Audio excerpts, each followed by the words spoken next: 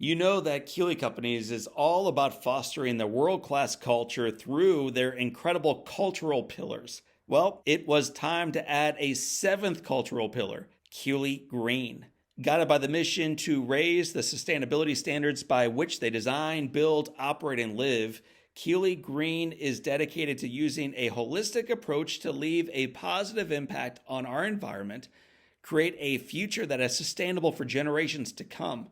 In the words of Rusty Keeley, we are just getting started. You can learn more about that just getting started mentality and all the work they do by visiting my friends at Keeley Companies online at keeleycompanies.com.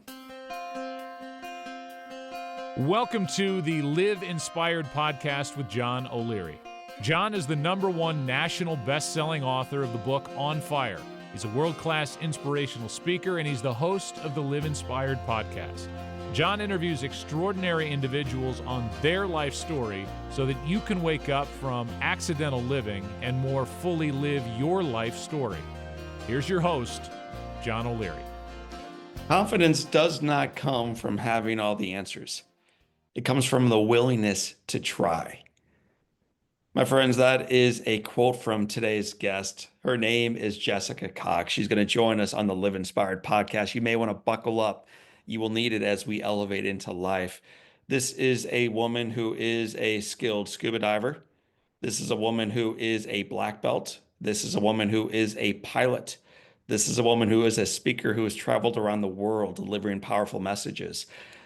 And behind the scenes, one of the things that makes Jessica so remarkable, this is a woman who was born without arms. She had and has every reason in the world, if she wants one, to make excuses on why she can't do difficult, hard things. And yet, due to her family's influence, due to her own resolve, and due to her willingness to make tomorrow better than yesterday, this is a woman who is soaring in life. She's going to join me in a moment so that you can recognize how your challenges don't have to define your future. You are going to love this conversation with our pilot today. I'll be the co-pilot. Her name is Jessica Cox. Jessica, welcome to Live Inspired with John O'Leary. Thank you for having me. Finally, we get to meet.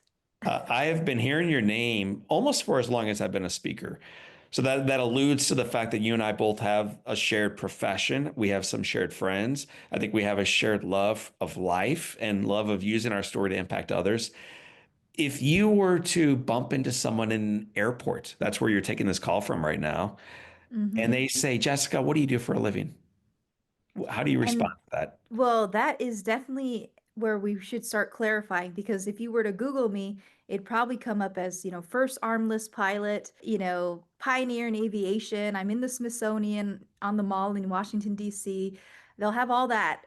But first and foremost, I'm a child of God and most definitely an evangelist for how beautiful my faith is in my life. And that is what moves me every single day.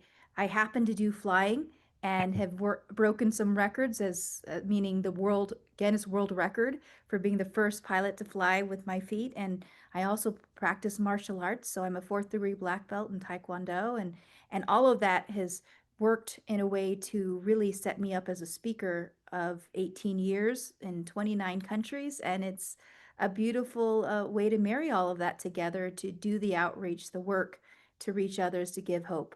When you finally come back from those 28 countries and those flights and the Smithsonian and the main stage and everything else you have going on professionally, what do you do at home? So at home, I actually enjoy cycling.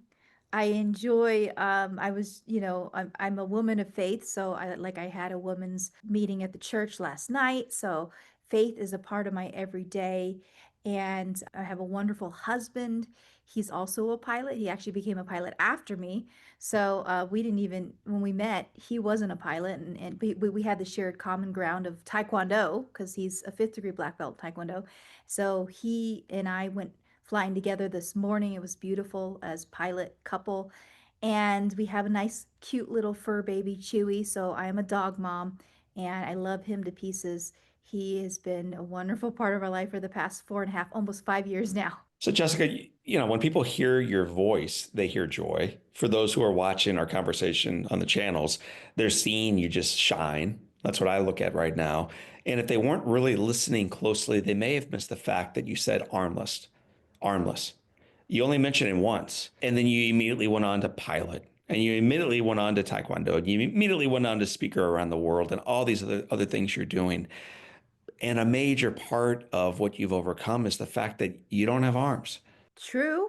Yes. And I don't even think about overcoming it so much as it is a part of who I am. And I have had to go through life in a world engineered for arms and hands. There's no doubt about that, which made Yeah. things a little bit more complicated to people who maybe could not think outside the box. But like I always say, think outside the shoe. And for me, that message helps others to not get stuck on something that they're faced with, to be able to see past it and to see the positive. So let's go back to that childhood that formed you. I'm amazed by what you're doing today, but I know that without some of the moments from your childhood and those who raised you, that you and I aren't having this conversation. Not only you, but also me. I'm shaped by mighty parents, by these experiences of childhood, and a man and a woman who said, "John, you can do hard things." So let's talk about you. Let's start with your dad first. Tell me about your dad. Okay, it's funny because my dad took a trip to the airport with me today, so he's in the lobby in the next room. And that's just, he was my first passenger, just to give you an idea. He spoke up when a fighter pilot crossed my path and said, "How would you like to fly in an airplane?" And he was standing right beside me, and I was hesitating because it was my greatest fear, but he jumped in and said she would love to. Mm. So that's my dad, and he's always been there for me and support of the things that I do. And of course, I kind of drag him along to all the things that I do now that I'm such a doer of things. And my mother is, I'm going to jump into my relationship with my beautiful mom, who just was the ultimate encourager throughout my childhood, saying, "Yes, you can do it." And not only that, but she lived it. And that's Yeah. what I love about my mom. She didn't talk much, and I know I'm a motivational speaker, but I did not a talker, and I'm more of a person of action. And that's exactly what my mom was for me. She was a living example of nothing is impossible. Have you heard like in the family lore, the stories they tell of when they went from feeding you, your little applesauce for a while, then the crackers into your mouth to saying, you know what, maybe rather than feeding her, we should let her feed herself. At what age did they start treating you not as if you had a disability, but as if this was just you and it was a gift and you were going to figure out how to become the best version of yourself?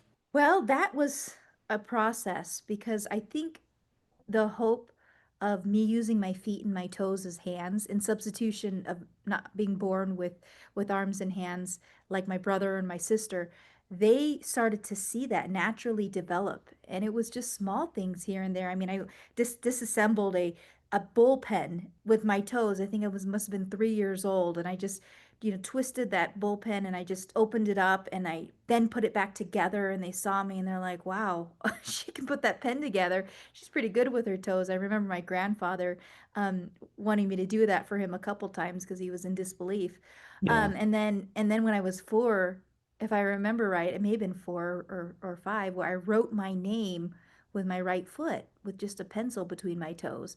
So they saw this adaptability of a young child who's born a certain way and starts to develop skills with what they have and what they've been given. And it's this natural process. It's nothing, and it was nothing that had to be essentially forced upon me. It just became a natural part of my growing up. You use prosthetics for early years, off and on. And then at the end of seventh grade, as you bumped in toward eighth grade, you decided to set them down and leave them on the ground. Tell me what that was about. So I think everyone has a certain pressure to conform in their life, no matter who they are. And whether it's you're a teenager and you have to wear the same clothes as everyone else. I think that was the same thing for me, is that there was this expectation that if she doesn't have arms, we need to give her arms. So I Hmm. was given arms at age 5, and then I started to wear these, and I went through a lot of hours of therapy, how learning how to use it, because it wasn't natural as my toes and my feet are. It was like I had to learn how to eat with them, I had to learn how to write with them, and it took more effort because I had to think through, what do I want these prosthetic arms to perform and do? And then I had to go through the motions to make them do that. So it wasn't very efficient as far as time, and I was actually, it was a lot more effortless to use my toes and my feet. But I went through the years to fulfill the expectation. I had prosthetic arms at school with me every single day for Right. the first, like you mentioned, so it was eighth grade when I finally just let go of them, realizing why? Why Hmm. do I need them? So it's hard to let go of things, in particular, things that make you look at first glance like everybody else. You're in eighth grade, which is a pivotal year of life, man. You really want to conform with everybody else and fit in and be popular. You board this bus, the door's shut. You begin making that walk down the aisle. What's going through your mind? Well, making that decision to just leave them behind really propelled me with this like surge of new confidence. Like, Wow. finally, I'm going to be the person God created me to be. And it was like, it was hiding in there all this time. It was like a bird in a cage, the moment that the bird's free. I had this surge of this is me. And it was contagious, and people saw it and they felt the energy. So, sometimes they even forgot that I didn't have arms.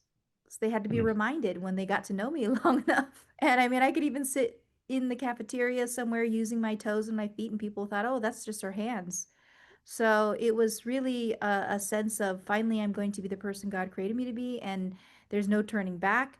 And yeah, there's still going to be people that are going to give me a hard time. I wasn't free from that. There was undoubtedly bullies out there and kids who just wanted to point me out or give me a hard time or anything like that. That's just a part of childhood.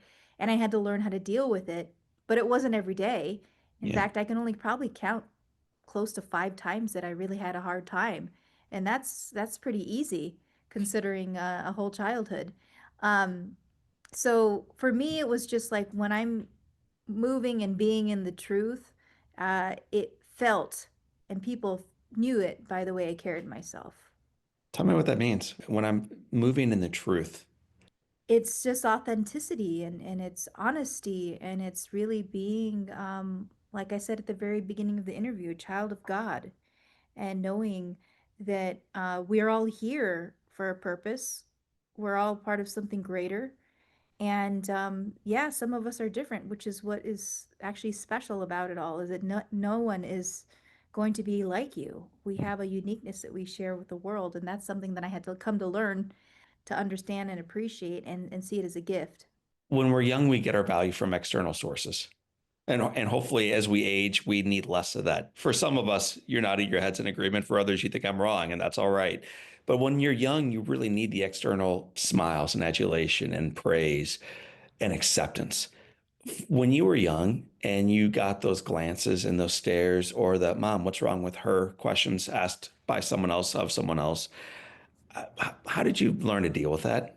It really depended on the day that I was experiencing it. Some days are harder than others, and just being part of the human experience. Some days we have the energy to really stand up for ourselves, and other days we feel like, ah, I just want to, crawl into a ball or something and just hide away from the rest of the world. So it really Yeah. depended on how I was feeling. And some days I could just like shrug it off, just let it, hit me and just let it go. And then other days it just felt more impactful than maybe the other day that I experienced it, and it just crushed me. So I think I went to my mom oftentimes and I say, what do I do? And she'd often say, just ignore them, just ignore them. That's a lot easier said than done For sometimes. sure. So I learned how to really develop a pretty thick skin, I would say, as a young person, and pretty tough in that regard.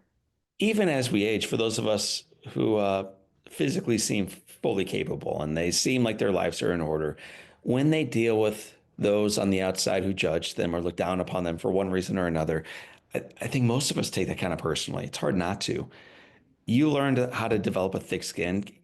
What did you do? What do you do? And what can we do to develop thicker skins in our own lives? I think the closer and the sooner you can get to the realization that you don't need to be validated or affirmed by acceptance by others. And the recognition for me is that I'm here to be the best version of myself. I may not convince every single person out there in the world that disability is okay. And Right. it's not my obligation to do so. I just am going to do the best job I can at being me. And why? should I expend the energy towards those other people who will never be convinced, who are not Mm. willing to see past it, who are not accepting and have discrimination or have mean thoughts or whatever? Why expend the energy? Because there's so many other good things out there in the world. And that is what you should attract to yourself too, as opposed to dwelling on those people who waste your time, you know? So that's the external, and then how you develop thicker skin. I was thinking about you today because it was more of an internal issue that I faced in the shower this morning early. I dropped the razor, and I'm like, man, that stinks. Had to pick it down, pick it up. As I'm reaching down and to grab this thing and pick it back up, it falls again from my hands. So that stinks. Then I go downstairs to make myself and my wife a coffee, open up the refrigerator. I drop the creamer. Beth puts it in hers. I don't, but I'm mad at that. Pick it back up, set it on the shelf. As I do, it falls, then it breaks open. Now I'm cleaning up this stupid creamer and wiping it up, and my day has gone poorly because of this disability. My hands aren't the way everybody else's are. And as I'm having this momentary pity party, I start thinking about this woman I get to interview today. This woman who's going to land a plane safely, hop out of that thing, walk through the hangar, get into a green room and visit with me. When you face adversity like that, whatever it might be, and when you drop the razor and when you drop the creamer and when life gets hard, what's your internal dialogue? How do you work through these issues? Well, it can be frustrating. I mean, we're only human, and it's easy to get frustrated and to get angry about something. One of the powerful things about gratitude is it really helps reframe things for you in the midst of a Hmm. difficult time. And I try my best, even if I'm heated or upset or angry or frustrated, to step away from whatever it is. And someone said once, just take, 3 deep breaths in, out, and then maybe reframe it with a little thought of gratitude. And that's what I try my best to do. It doesn't always work because, again, we're all human. But it's amazing how shifting the way that you handle something and perhaps turn it to something you can laugh about, or, switch it from being something that really irks you to something that, say, you know what, I'm going to just keep doing this. And it helps significantly, that power of reframing with gratitude. You, as a young person, as you board that bus and get off that bus and get back on over time, you eventually fall in love with, I understand you went pre-med. Is that right? Yes, I Yeah. did. What were you thinking you wanted to do? And ultimately, what did you end up doing? Well, I thought I was going to become a doctor. And I grew up with a mother who was a nurse, loved medicine. She'd bring me to her work all the time. I'd see her engage with patients and how much they really were inspired by her. And I thought, well, maybe medicine's my thing. And I was pretty sure of that throughout all of childhood until I got to college and I started taking psychology classes and I realized, wow, the brain is pretty powerful. Our minds are powerful. And like that saying, life is 10% what happens to you, 90% of how you respond to it, which I'm sure you're an exact living example of that, John. And I just really liked that power of the brain and the process of how we think and how all of that was in psychology. So I just jumped right into as many psychology classes as I could take. Even though I'd taken all these courses to become a doctor, I switched at about junior year in college and I was like, okay, this is it. I'm going to do psychology. Keep walking with me, and then what? And then I graduated my senior year. I said, well, what am I going to do next? I don't know if I want to go back to school for a master's, which most people who get a degree in psychology go for a master's or a PhD. And I'm not ready to go back to school. So let me think about something else. And that's when the thought of becoming my own business and essentially becoming a speaker, really, it really was a possibility at that time. It was an exciting possibility. And I thought, well, what am I going to do? There is no real track to becoming a speaker. I mean, what do? You don't go to school to become a speaker. So that's when I reached out to my mentor, which is our friend, our mutual friend, John Foppy, who was also born without arms. He's from the Midwest. And I went to him and I said, well, what do I need to do? And if I remember right, those 3 things he said, number one, join Toastmasters to develop your speaking skills. Number two, get as much speaking experience as you can and hone your story and your message. Yes, And then number three was National Speakers Association. We have that in common again too. Is that correct, John? You're in part of National Speakers we are. Yes. Association. And so these 3 things, I thought, well, that's doable. I'm going to do that. And I just dove in, just said, I'm going to do everything I can to develop this career as a speaker. And about that time is when a fighter pilot came up and said, would you like to fly? And I thought, I keep telling people to never let fear stand in the way of an opportunity. I need to start living that out by becoming a pilot. So it worked. I was about to say hand in hand with the speaking, but it Don't but with use the that speaking. pun. I mean, please think bigger than that. Okay. So, rather than talking about speaking, I think I want to talk about your willingness to take risks. In life, there may not be a bigger risk in some regards than walking onto a stage and vulnerably saying, "People, this is me, and I share this for you." Like that Mhm. is bold. In addition to that, learning how to go up in a winged aircraft above the ground and someone else say, okay, it's your controls, take it, Yeah. which is bold. In your case, you did that. You also learned how to swim without arms. Everything you've done in your life was this mighty risk. And so I'm curious, did you have parents behind you, in front of you? Was it innate within you that you were always just willing to take the next step, even if there was some risk involved? Oh, I always had those parents, for sure behind me. I mean, I think at that point when I decided to become a pilot, my mom was really like, "Are you sure you want to do this?" She was Right. really, at that point, she was pretty shocked. But I had my faith behind me, and when we have a strong faith, fear, is eliminated. And that's what's so incredible about that is that I prayed every time I took off in a plane during flight lessons. And it really took a lot out of me emotionally. It was exhausting. And I mean, the physicality of it is one thing, but emotionally facing your fear when you learn to fly is another. But my faith is what came in to be able to allow me to do that and stretch myself now. And it has been such a beautiful journey to be able to use it as a means of inspiration for people around the world. Jessica, what's it like to fly? Very few of our listeners are pilots. Fewer yet are pilots who have no arms. But what is it like for you to just release yourself from the tethers of the earth and take off into the clouds and zoom around by yourself? Wow, I'm glad I went flying this morning because I have to really bring myself to that first time that I ever did it. And it was that test of faith. The moment my instructor also said, you're suitable to fly this plane alone. And I'm gonna climb out of the cockpit and you're gonna take over the controls as you have been learning in your training. And stay in communication with me along the way on the radios so that at least I hear your voice and I know that things are going well. And so, just to give you an idea, I tested out that radio first and foremost because that's what I do. I follow my instructions from my instructor. So I follow the instructions and I said, okay, I can hear you loud and clear. And he could hear me loud and clear. He had a handheld radio. And at that point, he said, okay, now you can take off. And my heart was beating, I was sweating. I was just really excited that finally was the moment that I worked so hard for, emotionally and physically, to be able to get to this point. And no one had ever done this before with their feet on the controls, ever in aviation history. So there I was, and I was taxiing away from my instructor, from the only person who could help me in that plane, but he wasn't going to be in there anymore.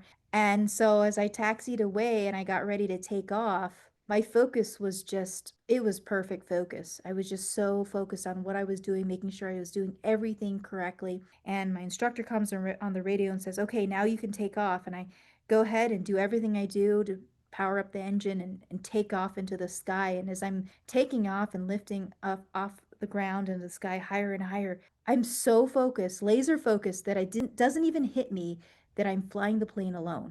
I'm like this robot. And then I turn my first crosswind turn, which is the first turn you make in the pattern, and all of a sudden there's static on my radio. And I'm wondering what's going on because this isn't part of any other flight. This is not an issue I've had before. And I'm trying to communicate with my instructor on the ground, and there's nothing, there's no communication. There's something that happens with my headset. There was something that happened to my headset or my radio. And that is supposedly, they say, during your solo flight, a lot of times weird things happen. This was definitely a weird moment. I'm like, what am I going to do now? That was the last thing my instructor asked me, was to stay in communication with him, and I can't even communicate with him. So I started to panic and worried about what he's thinking. And I'm getting out of my focus and realizing that if I continue down that path, I could lose control of this airplane and it would be the end of me because I'm literally holding life in my 2 feet right now. My life in my own 2 feet. or I could continue to move forward. And it was in that moment I heard my instructor's voice in my head. He told me time and time again, fly the airplane first, everything else is second. And I sat up taller with those words in my head, and I grabbed a hold of the controls even more confidently than before, and I flew that plane, and I came in to land. And climbing out of the airplane without any communication with my instructor, the first thing I ask him is, "Did I scare you?" And he says, "Oh, no, no." He tried to cover it up, you know. But that was for me what solo flight was like. It was this accountability, unlike any other accountability. I mean, it's one thing to drive a car when you're a teenager by yourself, but when you're flying in the sky, and especially Understood. when you land successfully on the ground and you know what you just accomplished, it is magnified like 10 times greater than driving a car by Mm. yourself. I'm going to ask this question in two ways. What did that show you? So what did you learn from that solo flight? And then from those who hear about it, whether it's the pilot on the ground waiting for you, family members, your dad is waiting for you today. When others witness this girl pop out of the cockpit with no arms, what does it reveal to them about life? So first of all, what are you learning every time you go up as a solo pilot? Oh, for me, it puts a smile on my face, joy. And then I come down and I can't, stop smiling. And that's what it was like for that solo flight. I couldn't stop smiling for the rest of the day, knowing that I was able to accomplish my fear and be able to do that. And to others, well, when they see me, it takes a while to really take it in. Like, is she Yeah. really? I mean, how does this work? She must have a special airplane. There must be special controls. And why? And really, my plane has no special controls. It's just a standard air coupe airplane. Yeah. And so there's all these questions, especially from aviators and pilots, because they know what's going on in the cockpit, and they know that they're using their arms and hands, and so they're trying to understand all of that. But then they see me, and it's just like, oh my goodness, how exactly does this work? But I'm pretty well known now in aviation that people get it. But yeah, when I do catch someone who's caught off guard and they don't know anything about my story, it's really precious. So I'm going to back up a little bit out of the plane and into childhood and then forward from there. One of the concerns I faced as a young person, even as I overcame physical adversity, was wondering if I would ever find love. Because even if you can do hard things, you wonder if you'll ever find someone who will do hard things with you. And so that's true in my story. And then I talked to my buddy John Foppy, who was born without arms, and he had a very similar struggle. He was able to overcome all kinds of physical adversity, but wondered if he'd ever have anyone to do life with. And he's got a precious story about his wife that he shares. So for you, as you're moving on, in and off the bus, and then in and out of judo classes and karate classes, and the various things you've done in your life, did you wonder, will I find someone to ultimately do life with going forward? I think as a young person, that's where I was very fortunate is that my parents were just so supportive, and I was part of a unique family that said, if you got married, great. If you didn't get married, great. Live life like that. For me, I always wondered if I did find someone, I would want someone who not only loved me for me, but they love me because they love me for who I am, and not because they were inspired by the things that I do, Right. and also not because they pity me. So I was going to have to find someone who could really see past all these things and be able to see me for me. And that's ultimately what I wanted. And I think God had plans beyond what I had in mind, because He put someone in my path, and I was at a good place in my life. And my husband at the time was at a good place in his life. And when we crossed paths, I was like, wow, it seems as though this guy, it doesn't even dawn on him. It's not a shock value that I don't have any arms, but he's just interacting with me in a way, in a very human connection. And I'm like, that's exactly what I was hoping to find in someone that I date and take seriously. And, if you're at a good place in your life, you draw the right people to you, in the same way I said that earlier. And so he was at a good place, and I was, and it was just a beautiful way that we met, sharing the love of Taekwondo. We're both in martial arts. Even, when we go back on our lives, where things happen that bring us forward into relationships that change us, you just can't plan it. So here you are in a Taekwondo venue on the mat, and one of the instructors is this good-looking man named Patrick. Tell us about Patrick. So Patrick is the sweetest, patient human being. My whole family loves him, and they just and I was that way when I first met him, and he sees me from afar. not realizing it at first glance that I don't have arms because I happen to have a long sleeve sweater on. So he thinks my arms are crossed inside because it is a cooler evening. And then he sees me from afar and he sees my friend who's his co-instructor running up to me to say hello because I trained with her in college. And she comes over and gives me a big hug. And then from the distance, he again looks at me and he sees that I'm not returning the hug with arms. And he's like, who is this rude person who comes into this Taekwondo school and doesn't even return a hug? He later finds out. And, once that was clarified, uh, the rest is history. He would just train me in Taekwondo in the same way he did with other students. He wasn't expecting me to have any special attention. And the same thing, like if he told his students, hey, do 10 push ups, I would just drop down and do 10 sit ups. So that was just my modification. And that's how I live life, was just Mm. through the lens of modifying it and not being on in the background, just sitting there not doing anything, but instead jumping into some kind of modification. When did he go from being an instructor to being an ice cream date? So who Yeah. asked who out and where'd you all go? And it's funny because I didn't even know that story was out there, that it was an ice cream date, because that was the first date. He My was private investigators have tracked down all your secrets, so nothing is safe with our team. evidently. That's a good one. That's, yeah, you've done your research for sure. So he was an instructor and you can't date your students. So he had accepted a new job in another town. And so when he did that and he closed and locked up the doors of the school that I'd met him in, then it was appropriate timing when he was no longer my instructor to ask me out on a date. And that's when we went to the ice cream place to have ice cream together, and the rest is history. So, How long have you been together? and now we are going to celebrate our 14th anniversary in 2 weeks. When he's bragging, if he was on my podcast and I said, man, what do you love most about her?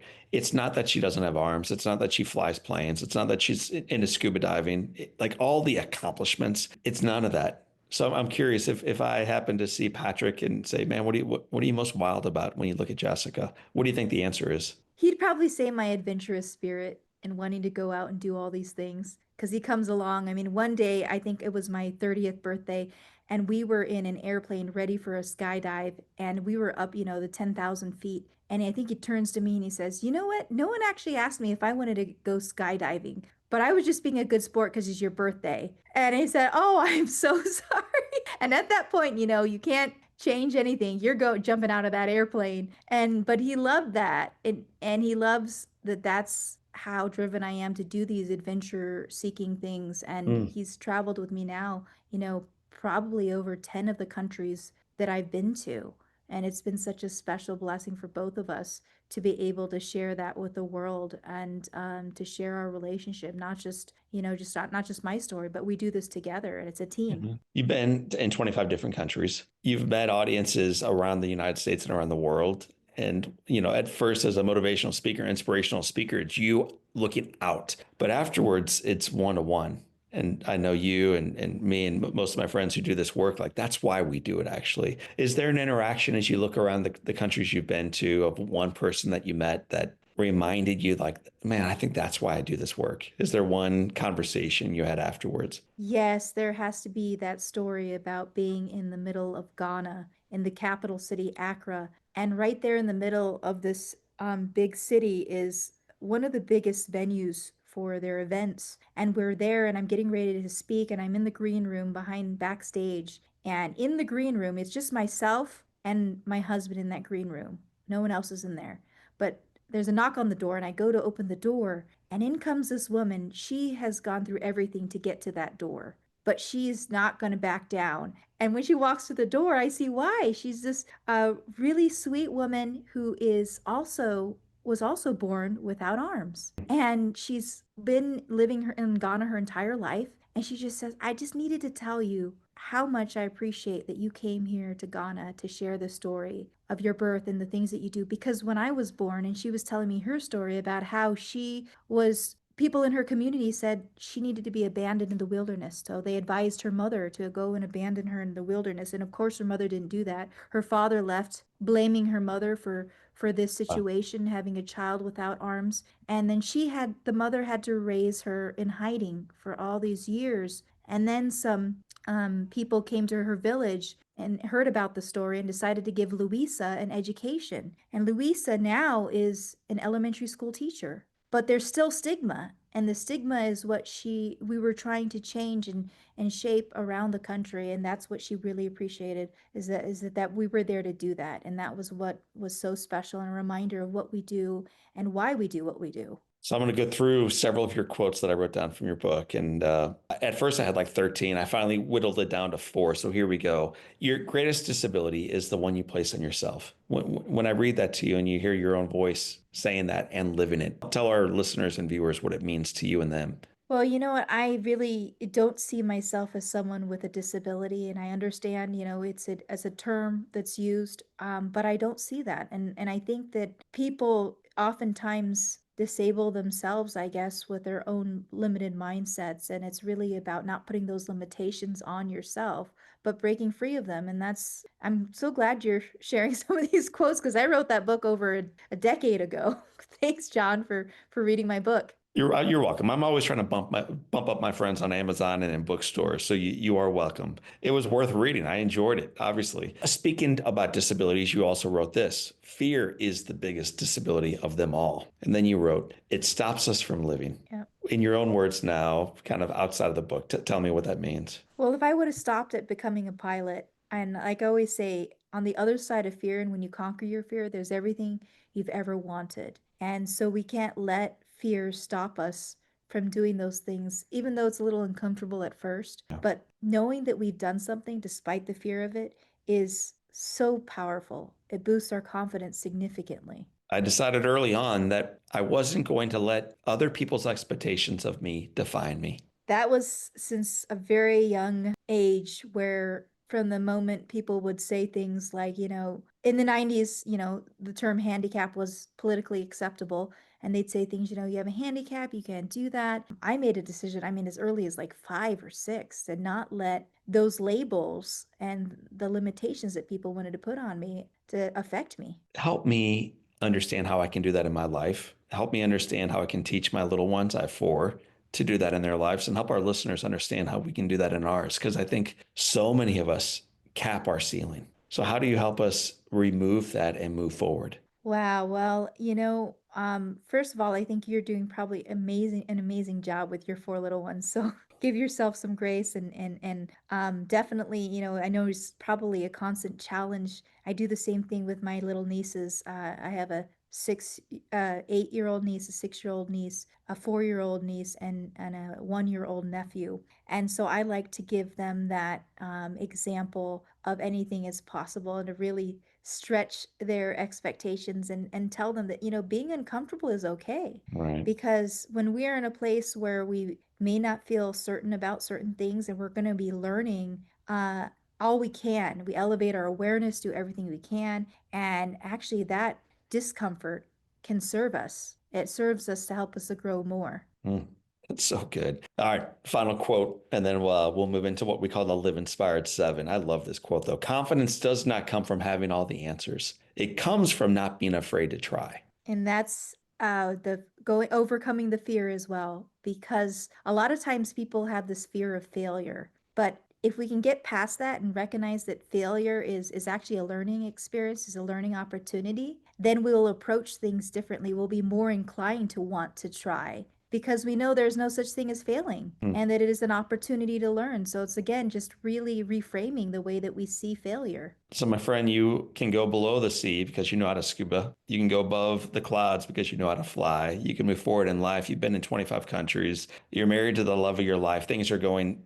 brilliantly right now. As you look ahead, what's next? Wow. Well, God has great plans. And ultimately, I want to use that story to bring glory to Him and to be able to, again, give hope to so many out there. And the saying is, you don't need arms to lift people up.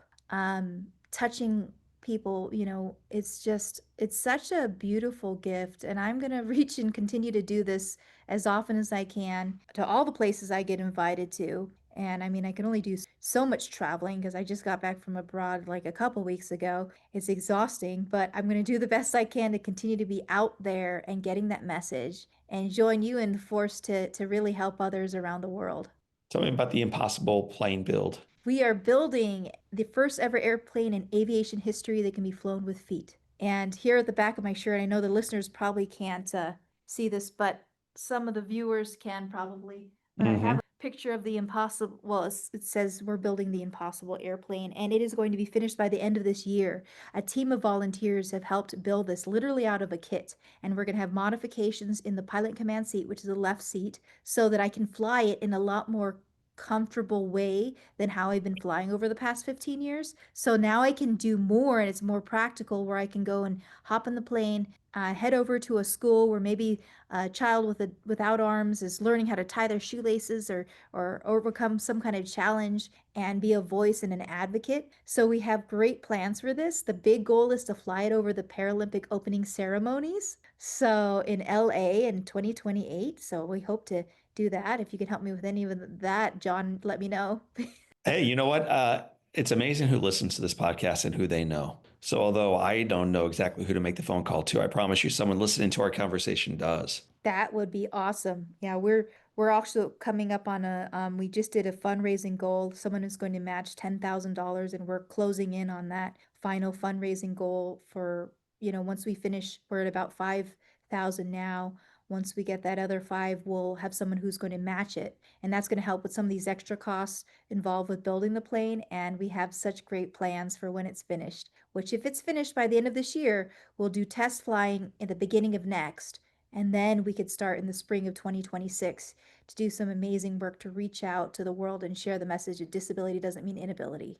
Jessica, there's so many folks listening to our conversation who wrestle with their own disability, some external, most internal. And what's your advice before we shift gears into the final seven questions that you want to encourage them to know about their life? I think that those who are feeling perhaps like, there's a lot of hard challenges, I just want to encourage you to recognize that our challenges can be turned around to be our greatest gifts. And we all have been blessed in so many ways. It's just really about reframing it and working with it, working through it, and becoming ultimately stronger because of it.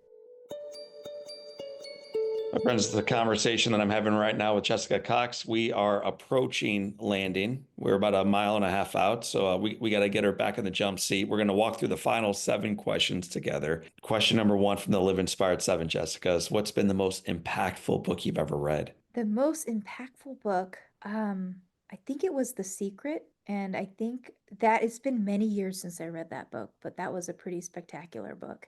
What's one positive characteristic or one beautiful trait that you possessed as a little girl, getting on that school bus that you wish you exhibited as brilliantly today? Ooh, I was about to say stubbornness, but I'm pretty stubborn as it is. I see Patrick nodding his head. It's the first Yeah. time spoken to me all day, but there he is. Blink twice, Patrick, if you're okay. Yeah, that young girl who just had the zest to just go out and do everything in the world. I've tapered that down a little, but I think that's still something you can carry on with you for the rest of your life, no matter how old you are. Man, if that little girl had more zest for living and accomplishing and doing than you, I can't even imagine what she was like. That Yeah. fierceness. I mean, what a gift to have the desire to do the next right thing in your life. That's awesome. If your home caught fire and all living things are out, Patrick's out, your furry baby's out, and you have an opportunity of running back in and grabbing one item, what's that one physical thing you would grab? Oh, it's going to be an album with the memories of some of the most fond memories.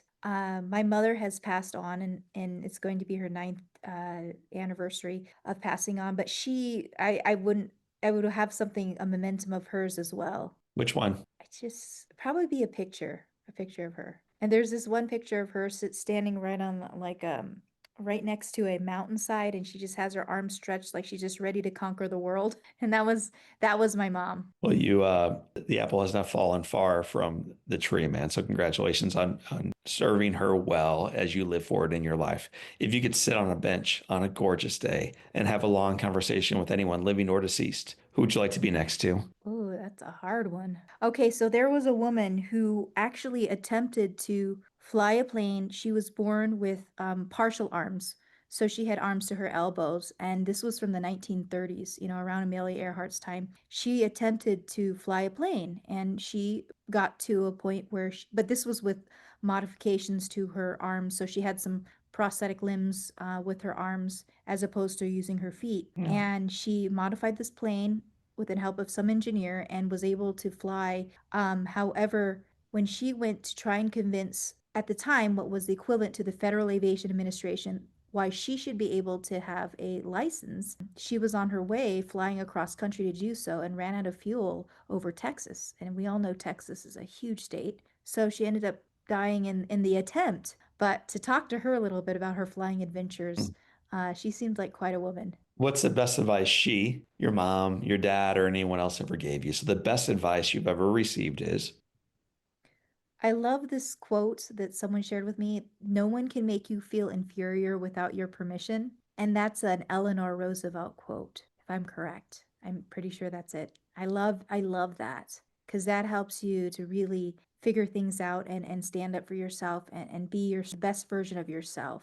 what advice would you give yourself at age 20? If you could go back just a couple years, back to the college days, and whisper some wisdom your way, what would it be? Oh, because I had such a zest for getting things done and doing things and going out there and being there, I wanted it right away. And I would just tell to my younger self, hey, just take this easy. It's the journey that matters, and there's no real rush. You're going to eventually get there. Just Hmm. enjoy the ride. Captain Jessica Cox, it has been said that all great people can have their lives summed up in one sentence. How would you like yours to read? Live life to the fullest.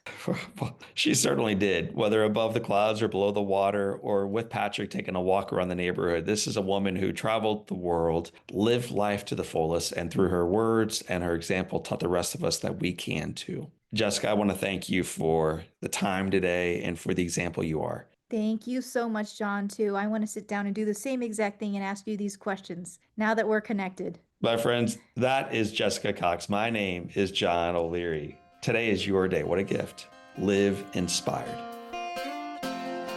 Well, my friends, I told you on the front side that you were going to need to buckle up for the ride because we were going to soar. And I think that's exactly what we did with our captain, Jessica, at the helm. I'm so glad that you went up into the air with us, that you were reminded again that the challenges you face and we face don't have to define the future that is ahead. She is the embodiment of this. And I think you and I are called to model that type of hope, that type of ambition, that type of faithfulness into a marketplace that is longing for it. If you're looking for another episode to get your feet back off the ground, to be filled up with hope and encouragement, can I encourage you to check out the episode we recorded about a year ago with my brother, John Foppe. Early in my career as a speaker, John got a hold of me and helped me take the next right step forward. Early in Jessica's career as a speaker, he did the same for her. And in listening to the conversation with John, I think you will get that same kind of encouragement, whether you want to become a speaker or you just want to make a mightier difference through the breath that you have in your lungs. If you want to learn more about the episode with John Foppe, check it out. It's at episode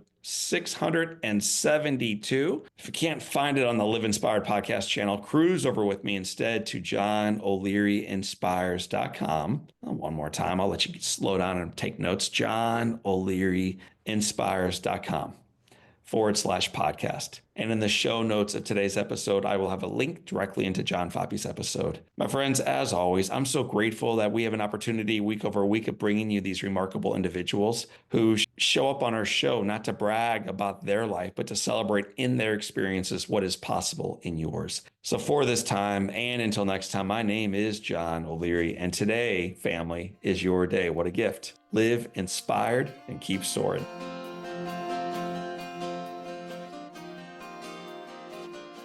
Keeley Companies was started almost 50 years ago by the one and only Larry Keeley. What started as a small family-owned paving company in St. Louis has grown to a nationally known full-service construction, development, and restoration partner. Larry the Legend, as he is affectionately known, has been a part of this growth every step of the way and continues to provide guidance as his son, Rusty, my buddy, drives their vision and achieves results on purpose. His unwavering foundation of a family culture with a focus on people has gotten Keeley Companies to where they are today, and their journey is truly just beginning. To learn more about Larry the Legend and Keeley Companies, check them out at KeeleyCompanies.com.